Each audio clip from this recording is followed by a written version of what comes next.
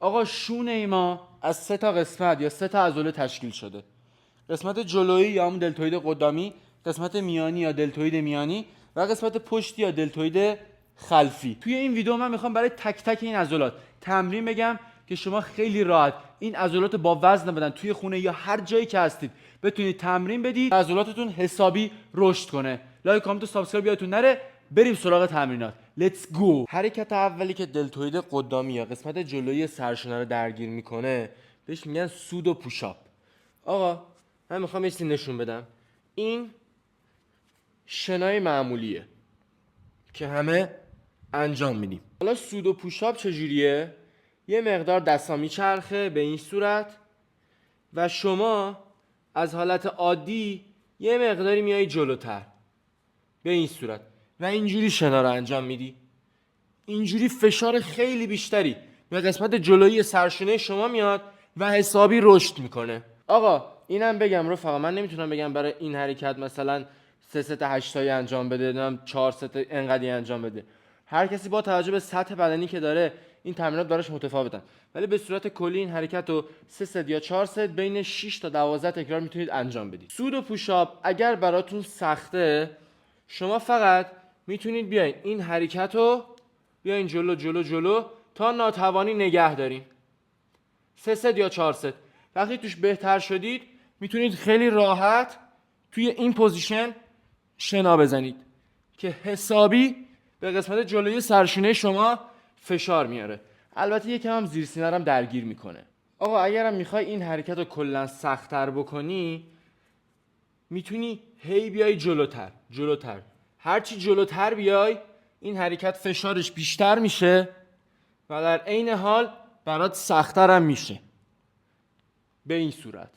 آقا میرسیم به دلتوید میانی یا همون قسمت وسطیشونه. چه حرکت درگیرش میکنه؟ به این صورت که آقا شما میاین پا رو توی یه ارتفاع قرار میدید به این صورت و توی این حالت شنا میرید. این حرکت دلتوید میانی یا قسمت میانی شونه رو حسابی تقویت میکنه. اگر کلا این حرکت براتون سخته، میتونید این حرکت توی این پوزیشن نگه دارید 3 ست 4 ست در حد ناتوانی. وقتی براتون آسون شد تونستین حتی 45 ثانیه تا 1 دقیقه نگهش دارید، بعدش میرین سراغ انجام این حرکت. بهش میگن elevated pike push up. این حرکت هم میتونید 3 ست 4 ست بین 6 تا 10 تکرار کلا انجام بدید. خیلی راحت. البته بگم آقا این حرکت یه مقدار دلتوید قدامی یا قسمت جلوی سرشونه رو درگیر میکنه. توی حرکت قبلی هم همینطور. یه مقدار حرکت قبلی قسمت میانی یا دلتوید میانی شونه رو هم تقویت میکنه. حالا اگه این حرکت برامون آسون شد چیکار کنیم؟ باید بیای اینجا کنار دیوار به این صورت این حرکت رو نگه داری.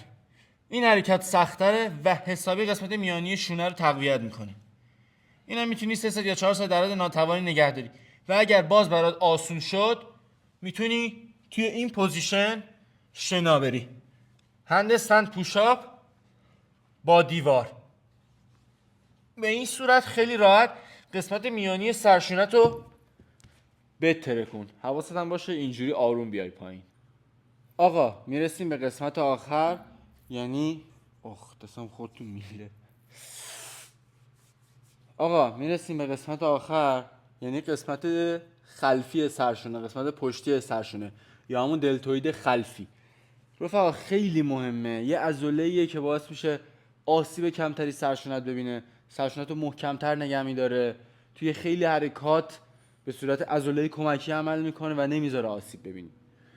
چیکار باید بکنی رفقا؟ حالا این یه میله است، میتونی آقا میله بار فیکس تو اگه بین حالا در اتاق بیاریش پایین، میتونی از 2 تا صندلی، از یه میز یا هر چیزی استفاده بکنی.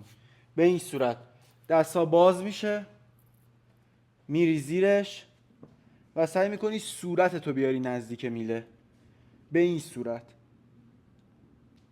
اگر نگاه کنید من کامل عضلات دلتوید خلفی منقبض میشه. به این صورت این حرکت عضلات جلو بازو ساعدم درگیر میکنه ولی دلتوید خلفی رو میترکونه. اگر براتون آسون میشه، چون این حرکت کلا آسونه، اگر این حرکت براتون آسون میشه میتونید این حرکت رو آرومتر انجام بدید، اینجوری براتون سخت‌تر میشه. یا حتی میتونید توی قسمت بالای حرکت 2 ثانیه مکس کنید و بیایید پایین، دوباره 2 ثانیه مکس کنید بیایید پایین. اینا همه باعث میشه که این حرکت براتون سخت‌تر بشه.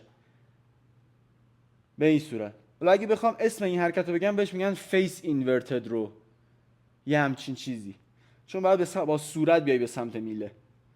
آقا دمتون گرم که تا اینجای ویدیو رو نگاه کردید. عشق منید رفقا. 3 تا حرکت خفن، حالا با مدل‌های آسان‌تر و مدل‌های سخت‌ترشون، که کمک میکنه تمام قسمت‌های سرشونه رو بسازی و حسابی بترکونیشون.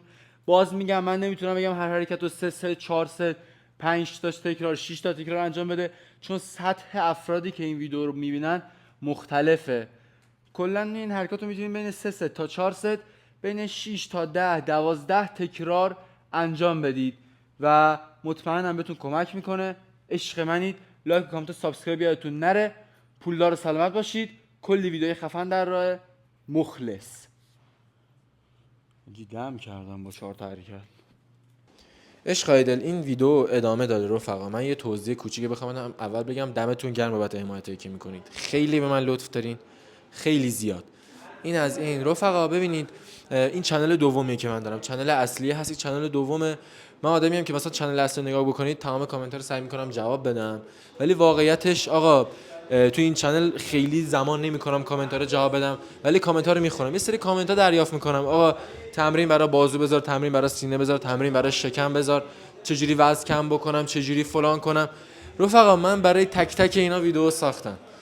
برید از ویدیوهای اول کانال نگاه کنید، مطمئنم فوق العاده بهتون کمک میکنه، مطمئنم که حسابی به دردتون میخوره. حتما برید ویدیوهای قبلی کانال رو نگاه بکنید که خودتون گمراه میشین، چون میان میپرسین مثلا منتظر مونین من تمرین برای سینه بسازم، در صورتی که من 2 تا ویدیوی قبلی مثلا تمرین برای سینه ساختم.